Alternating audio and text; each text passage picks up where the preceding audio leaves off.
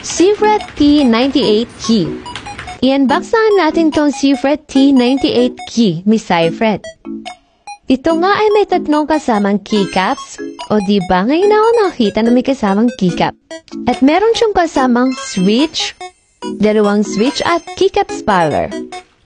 Ito nga ang tunog ng switch niya. At manual.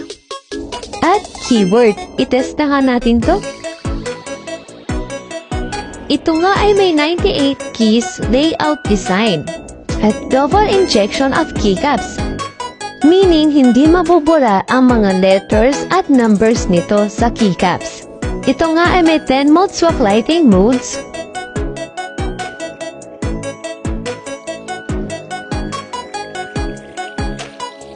At hindi lang yon, head swappable pa siya. O diba napakabongga? Cool na cool diba? Kaya i-check out mo na to hanggat meron pa. Inalagay ko na lang ang link sa yellow basket. Ayun lang.